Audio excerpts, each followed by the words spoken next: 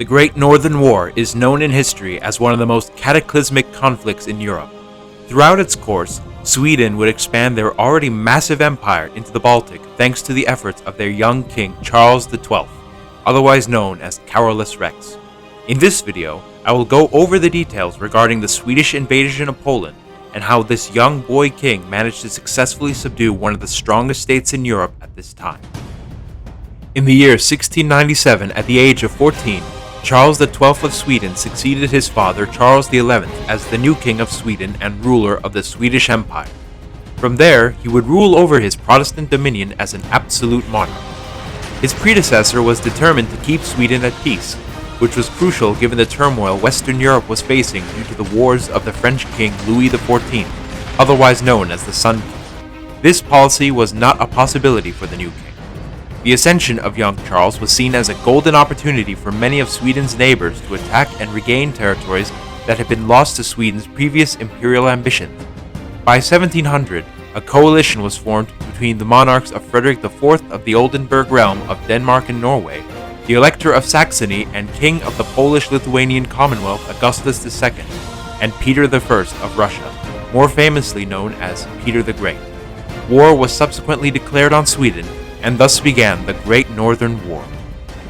Charles had been making allies as well, securing support from England and the Netherlands as they had been concerned with Denmark's looming threats near the strait between Denmark and Sweden, otherwise known as the Sound, which was a very active maritime trade route at the time. With 8,000 troops and 43 ships, Charles invaded the island of Zealand, which forced the Danes to sue for peace at Travendal in August 1700, after just 4 months of the war. With Denmark out of the fight, Charles turned his attention to Russia. Peter had led a campaign into the territories of Livonia and Estonia, and had laid siege to the town of Narva.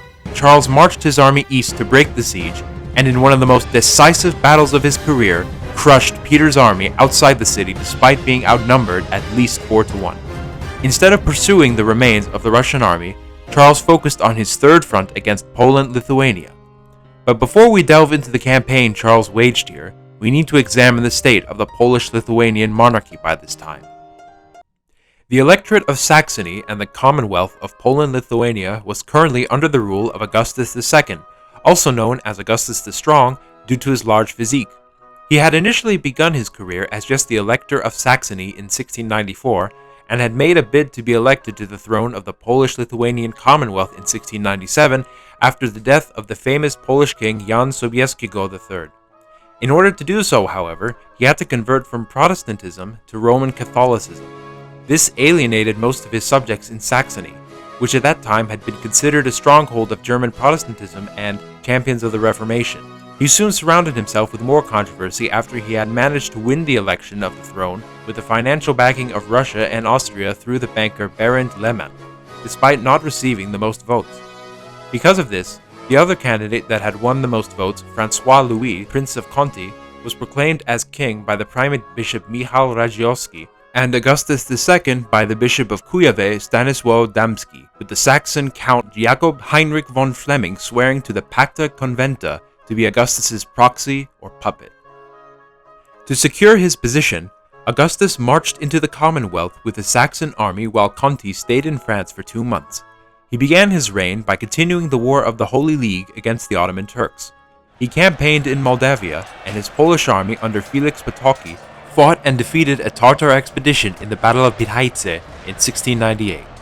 This victory compelled the Ottomans to sign the Treaty of Karlowitz in 1699, where the region of Podolia and the city of Kamieniec-Podolski were returned to the Commonwealth.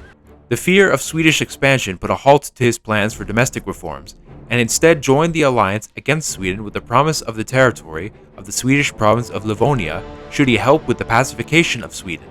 Unfortunately for Augustus, the capitulation of the Danes and the victory at Narva proved Charles XII's military mettle to the world, and it was here that our story resumes.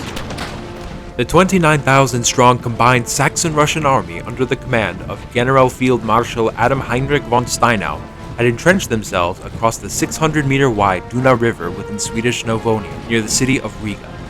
Orders were sent from Charles to the Governor-General of Livonia, Erik Dahlberg, in preparation for the crossing before the arrival of the Swedish main army. Dahlberg was ordered to obtain around 200 landing boats of different sizes and was also instructed to build a bridge in order to transfer the cavalry across the river. The operation was supposed to be done in strict confidentiality to ensure a surprise attack on the enemy. The Swedish army of 14,000 men arrived at Riga on July 17th, and by that time preparations for the attack were completed. However, bad weather ruined the Swedish plans to attack instantly, and the assault had to be postponed. A Swedish cavalry regiment was left to threaten Kockenhusen to the south, effectively forcing Steinau to split his forces so the bulk of his army stayed across Riga. The Allied army was initially under the command of Saxon General Otto Arnold von Pekel and Ferdinand Kettler of Courland, who were both ensured of an easy victory. In their confidence, they prioritized their numbers, advantageous position, and Saxon courage in superiority over the Swedes. Prior to the battle, Kettler pronounced even a superior force of 300,000 Swedes would still not be enough to successfully achieve any progress with the crossing. During the evening of July 18th, roughly 6,000 Swedish infantry and 535 cavalrymen started to embark their landing boats in silence. Swedish guns from Riga had continually bombarded the Allied entrenchments across the river the same day and would continue doing so throughout the night and landing. After all the troops were embarked, the Swedes first torched some small boats and pushed them into the river, forming a smoke screen. Then at 4 o'clock in the morning of the 19th, the attack began. Halfway across the river, the Swedes were discovered and fired upon. The 4 Swedish floating batteries returned fire, and after half an hour, the Swedes reached the beach and were immediately engaged in a fight against Saxon patrols. When about 3,000 Swedish troops were ashore, the Saxons launched their first major assault with 3,500 men. However, the Swedish force under the personal command of King Charles himself held their ground and the attack was beaten back. The Swedes then sequentially stormed and took the nearby Garris redoubt, which seized them ground of at least 200 paces inland, where they managed to establish a good foothold, covering the ongoing construction of the floating bridge. After a brief stalemate, the Swedes formed up to engage in a second attack made by the Saxon general Otto Arnold von Pekel, who intended to drive them back before the arrival of further Swedish reinforcements.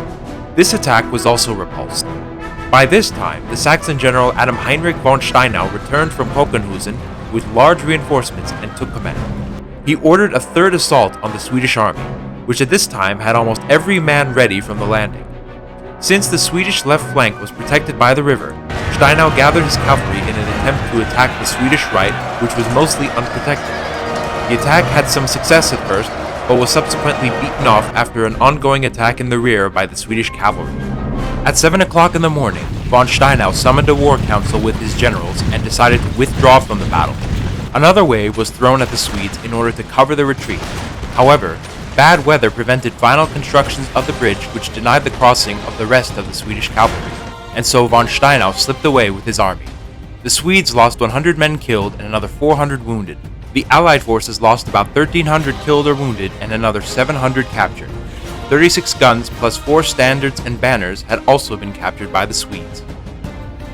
After the battle, Charles besieged and took Mitau, and then stormed the Kolbrunn redoubt, where 400 Russians were stationed. Only 20 survived the onslaught.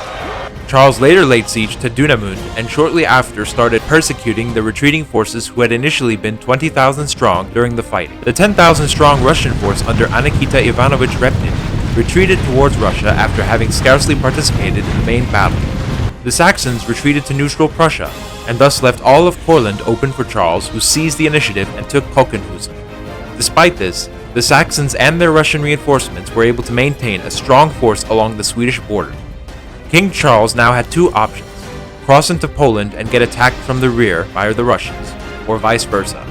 He chose the former, and thus preparations for the invasion into Poland had begun.